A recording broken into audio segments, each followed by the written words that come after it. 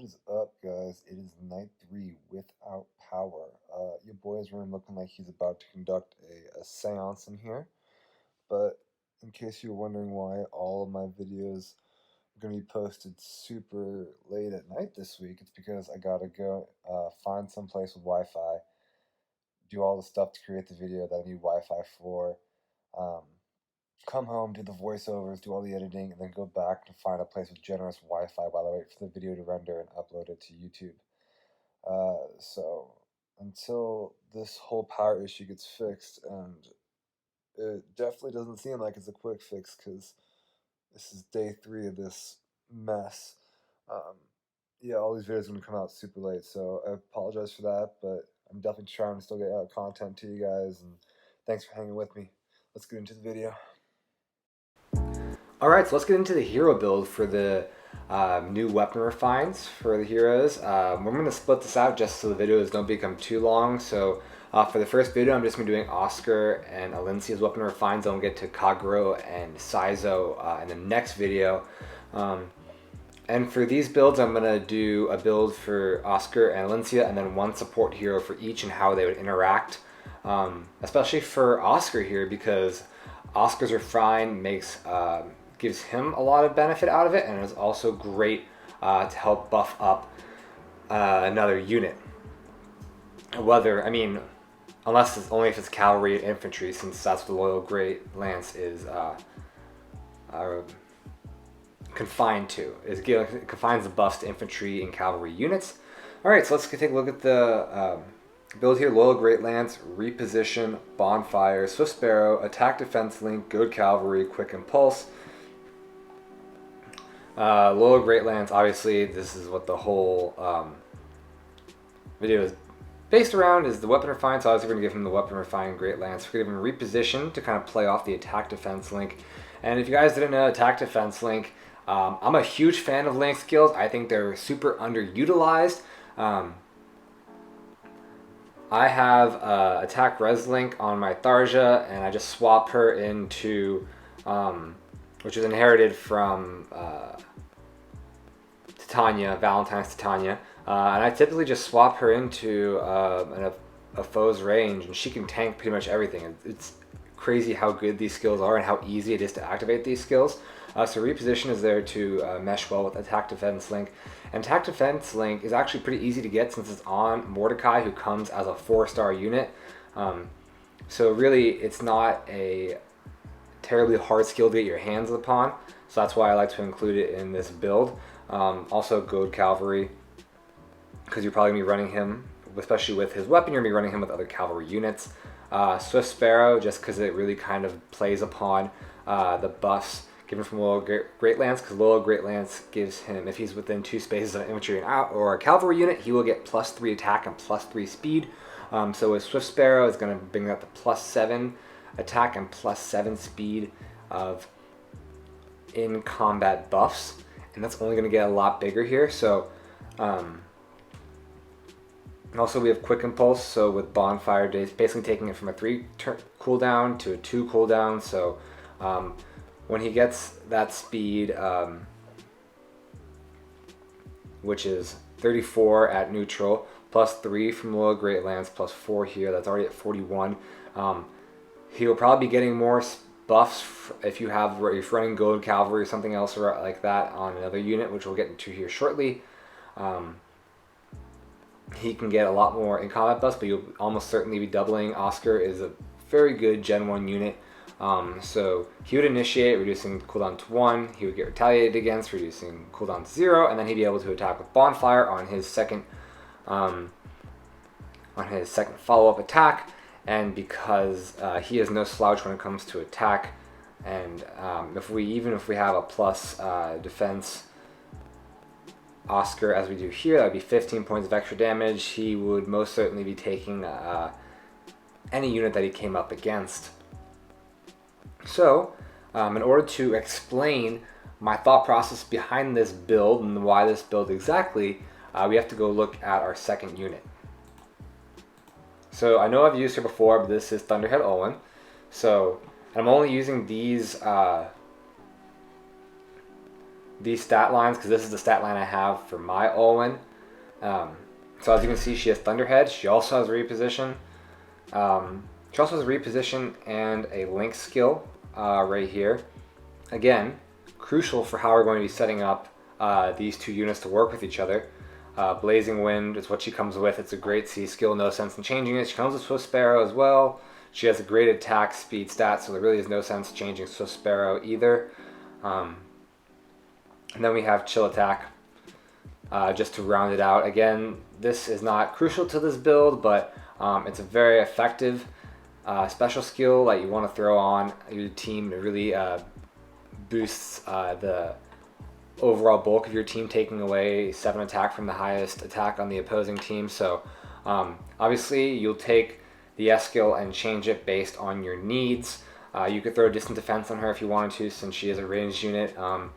There's so many different sacred seals that you could put in based on your team comp and based on what situation you're going up against. So this really is interchangeable and not crucial to this build at all. But the best part about this build, and why we're going to go back and forth between Oscar here and Olwen, is that we have these link skills. And what these link skills do is they buff up not only this unit, but the unit you use your movement skill on as well. So let's say, and also I'm going to point out that Speed Res Link comes on Nina, and I know she's an archer, a colorless archer, and people love her, but that role has already been taken. There's Alm. For infantry archers, Alm and Cordelia are the top two, and then cavalry archers just might even be better than them. So I don't see a huge niche for Nina, except for giving Speed Res Link to someone, because it's a great skill to fodder off into other people. So yeah, I know it's not the easiest skill to obtain, but once you obtain that unit, it's not like you're pressed to keep that unit. Sorry, Nina lovers. So what we're going to do is, typically we would take Oscar, we would reposition Olwen in front of him, and so that way both Oscar and Olwen get +6 to attack, speed, defense, and resistance. That is insane. And that's why these skills are so underutilized in my opinion. Because just repositioning someone can buff, and they both have synergizing link skills. You can buff 6 points onto every single skill of both the units. It's insane. And those are visible buffs. That means they stack with in-combat buffs. So if you're running Oscar with Goad Cavalry and you have Thunderhead Olwen, she's going to have Speed Res Link and then Attack Defense Link as well. So that's +6 to all. Those are the visible stats. And then on top of that, you're getting +3 to attack and speed from Loyal Great Lance, and you're getting +4 to attack and speed from Goad Cavalry. And not to mention, all those buffs are being turned into direct damage with her tome, making her just absurd. And then, of course, after she attacks, you're probably going to want to take any dancer. Let's just take Olivia, for example. Take Olivia. Everyone has her at this point. Dance for Oscar. Put him up there 2 spaces away from Olwen. And then he gets +3 to attack speed from Loyal Great Lance, plus another 4, so that's +7 to attack and speed from Swift Sparrow. And then Goad Cavalry also brings him to +11 attack and +11 speed with, and those are just in combat buffs going on top of your visible buffs. This is ludicrous.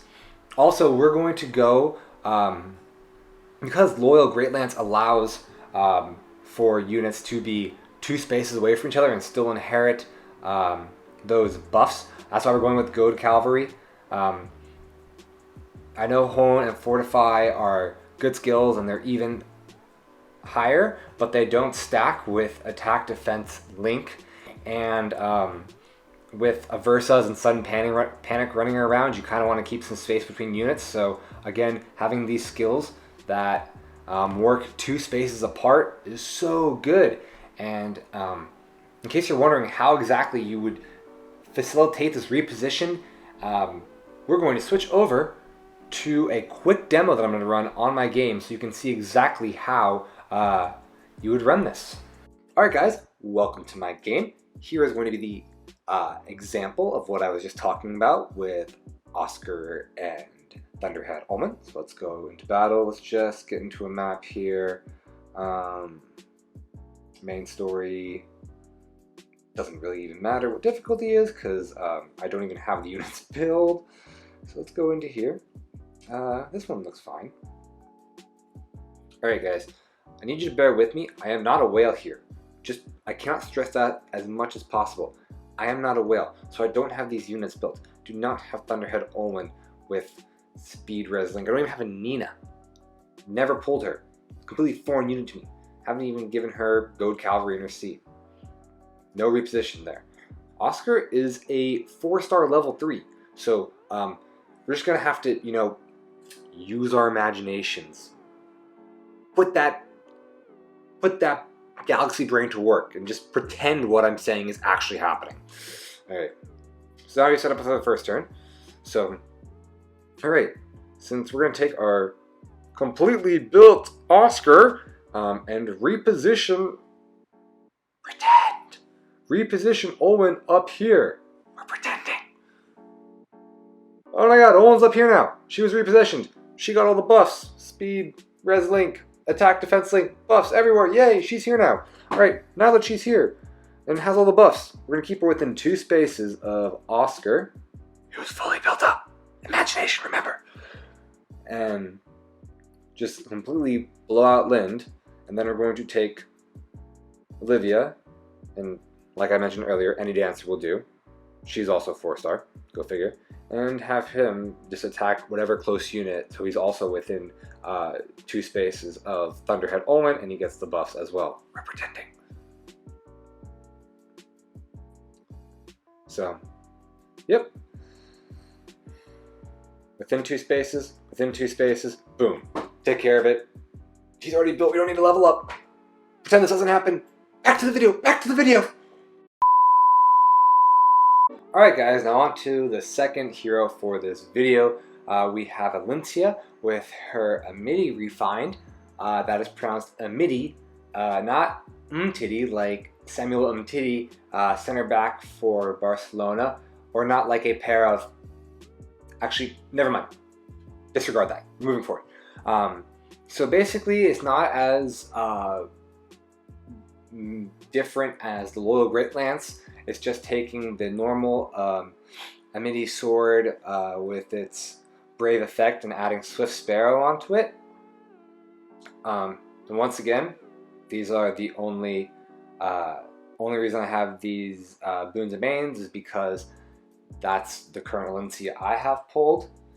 You may say it's lucky, however, she was a pity breaker during a 200 orb quest to get Keaton, and out of 200 orbs I got her and I got Leo, so you tell me if it's lucky or not. So, and again, not going into super plus 10 builds or super whale heavy builds, just trying to keep it pretty casual player build, something that is attainable if you really like the character. So obviously we have the Swift Sparrow Refine on Amiti, which I've already given to her. I use some Divine Dew on that just because I've completely given up hope for Leon ever getting a Refine. So I'm sure I'll probably have plenty of Divine Dew built up in case he ever gets a Refine, but doesn't look like it right now. Ardent Sacrifice is what she comes with, Draconic Aura. She doesn't come with a special, but you should definitely give her one so she can take full advantage of her skill set. And with Amiti and her great attack and speed stat, not to mention with the Refine, she is going to be a quad queen. She's going to be quadding units all over the place. Typically, if you can reach above 40 speed, it's a pretty safe bet you're going to double. And with Swift Sparrow here, she gets 41 speed, just over 40, so means she will quad over 90% of the units in the game. Also, we've given Draconic Aura just because it is a 3-turn cooldown special. That way, if she's initiating on a unit, even if that unit can't counter attack, she will, and if she doubles, she can proc that special. And because it's around 30%, gives around 15 extra damage. So again, 15 is the benchmark of how much damage you want your special to do. She just bridges that. But I guess the special is really dependent on what you feel comfortable putting on her. Death Blow, she comes with Death Blow. I've seen people throw around double Swift Sparrow builds, and that's nice and all, but I don't think she needs to have 45 speed. I think that's a little bit overkill on speed. So the fact that she comes with Death Blow, I think it's great. And that added attack, I'll take the added attack instead of trying to overkill the speed. Maybe if you don't have a plus speed Elincia, double Swift Sparrow is the move. Or even Life and Death would be a good one as well. +5 speed and +5 visible attack. Again, that's another very viable and free-to-play friendly A skill to put on here. A non-free-to-play friendly skill, I don't see her being around too many people. I see her kind of being one of the first units to initiate unless you have a flyer ball. So if you do have the solo skills to spare, I think attack speed solo would go great on her A skill. And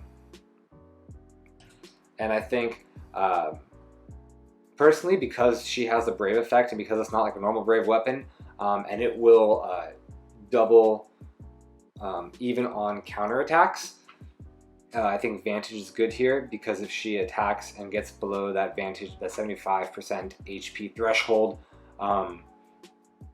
she will quickly retaliate with two attacks, and that's where attack speed solo is probably a little bit better than Death Blow, giving her more attack on a retaliation strike, as Death Blow only activates on the if the unit initiates.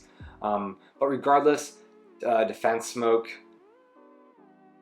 is definitely a good seal to have on, or C slot to have on Elincia, just because if you're going to be proccing Vantage, even though her attack isn't nearly close to highest in the game, she's probably around the 50th percentile. If she procs Vantage, then she gets in 2 quick attacks, and having reduced defense, this is greatly going to help her survivability when units come and attack her. The S slot here, so many things you can do with it. If you see her being, if you put her in a flyer ball, then maybe you'd want to put attack, defense bond, or some sort of bond skill here, and then, or maybe put a bond skill in her ace slot as well. There's so many different combinations and builds you can do, but I'm just going to focus on this one. I think that just because she doesn't have the best attack, just adding 3 attack is great. I think it kind of helps out her potency, and especially kind of goes with adding an extra point of damage when Draconic Aura procs. However, if you are don't have plus speed, maybe you put a speed skill here. Maybe you put Darting Blow, so you don't have to put Swift Sparrow here on Death Blow. That's another option. But for this one, this is what I'm going with, and I have paired her up with, can you guess it? Most popular flying hero in the game, Legendary Azura. Now, Legendary Azura is great right out of the box, but I didn't want to be like, hey, just put a Legendary Azura. So we're gonna mix it up a little bit. We're gonna do with Legendary Azuras. Obviously, you don't want to touch her weapon and her dance skill.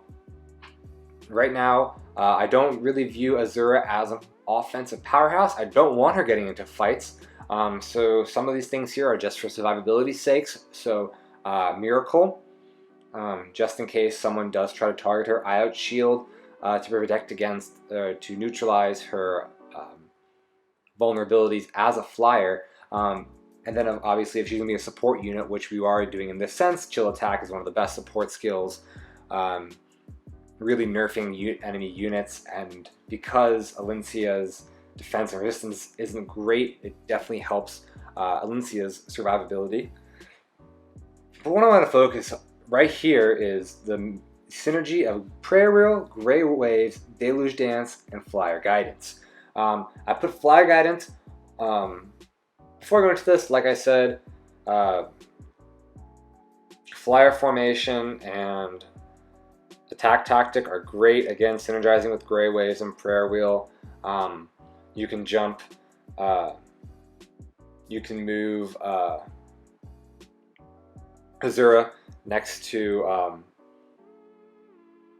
Elincia, dance for her. She gets the Attack Tactic, Grey Waves, Prayer Wheel, buffs everything.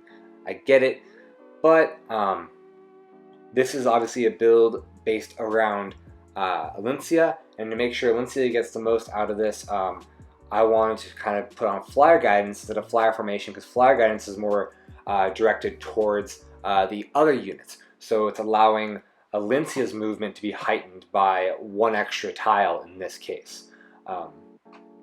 Allowing her just a little bit more mobility around the map.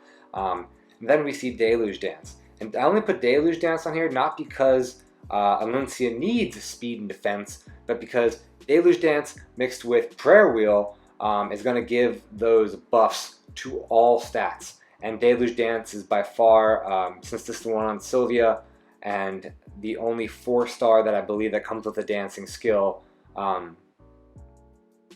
this is going to be much easier to acquire and put on Elincia. So obviously you use the Deluge Dance, plus, I believe it's plus 4 speed, plus 3 defense, so Grey Waves makes that plus 4 to everything.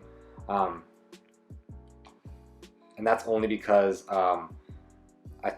any tactic skills or hone flyers or ward flyers would be taken up since we're prioritizing Elincia's movement with Flyer Guidance.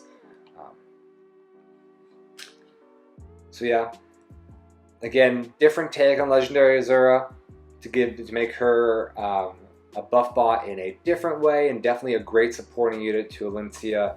Kind of went over the couple different builds, but again, this is pretty budget friendly and definitely takes advantage of Olivia's skills and her new Refine. Alright guys, that brings us to the end of the first part of the Weapon Refined hero build and concept build video. Again, just some interesting thoughts to toy around with, some interesting ideas to play around with, especially with the new Weapon Refines coming to Oscar and Elincia. Keep a lookout for part 2 regarding both of the ninjas getting their refined Saizo's Star and Kagero's Dart. Again, hope you found this a little bit inspirational for your own playing style, and if you did like it or did find it inspiring in some way, please leave a like, please subscribe, throw a comment down there. If there's any units, typically I'm going to do these for units that are coming out, but if there are any old units that you want me to do a concept build of, please let me know down in the comments. And as always, take care.